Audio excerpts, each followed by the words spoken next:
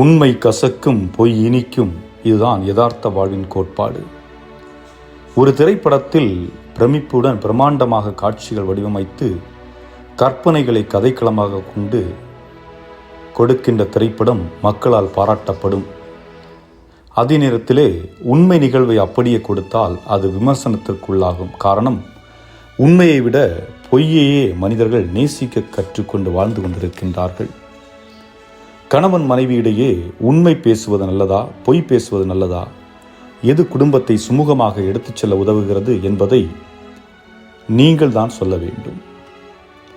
மனைவி கணவனிடத்திலே தான் அழகாக இருக்கிறேன் என்று சொல்லப்பட வேண்டும் என்று ஏங்குவது வழக்கம்.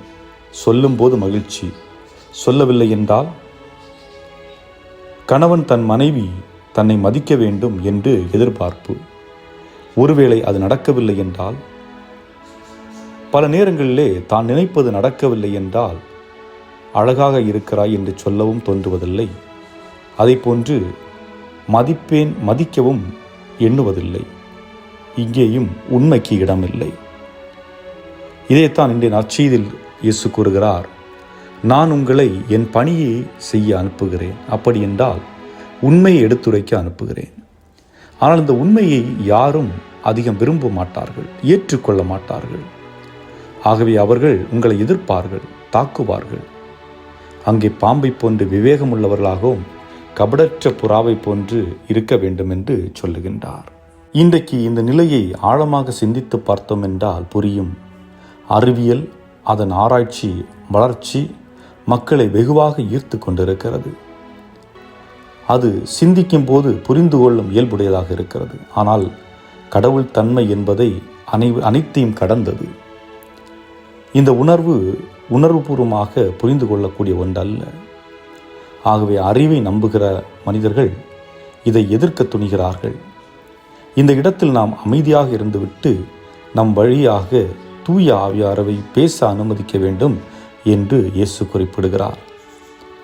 நாம் தூய ஆவியை நம் குடும்பங்களில், வாழ்வில், தொழிலில் அனுமதிக்கும் போது உண்மை புலப்படும், வெளிப்படும், உண்மை இயங்கும். உண்மை இருக்கும் இடத்தில் சுதந்திரம் இருக்கும். அந்த சுதந்திரத்திற்கு வெளியே சிறை இருக்கும். உண்மைக்காக வாழ்பவர்கள் மனதில் பாரம் இருப்பதில்லை, பாரம் இல்லாமல் இருப்பார்கள். ஆனால் வெளியிலிருந்து பார்ப்பதற்கு அவர்கள் சிறைக்குள் இருப்பது போல் இருக்கும். இதில் உண்மை என்னவென்றால், பொய்யில் வாழும் மனிதர்கள்தான் சிறையில் இருக்கிறார்கள். உண்மையை சுமந்து வாழ்பவர்கள் சுகமாக இருக்கின்றார்கள்.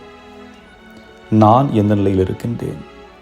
உண்மையை பேசக்கூடியவனாக, உண்மைக்கு சான்று பகரக்கூடிய ஒரு மனிதராக இருக்கின்றேனா, அல்லது பொய்யை பேசிக்கொண்டு பொய்க்கு சான்று பகரக்கூடிய மனிதனாக இருக்கின்றேனா? சிந்தித்து பார்ப்போம். நம்முடைய குடும்பங்களில் ஏன் பிரச்சனைகள் உருவாகுகிறது? பொய்யினாலா, உண்மையினாலா? இதனால் ஏற்படுகிறது. சிந்தித்து பார்த்தவர்களாக இன்றைய நாளை நம்முடைய குடும்பங்களை இறைவன் கரத்தில் ஒப்புக்கொடுத்து ஜெபித்து இறையாசிர் வேண்டி மன்றாடுவோம். இறைவன் உங்களை நிறைவாக ஆசீர்வதிப்பாராக. ஆமென்.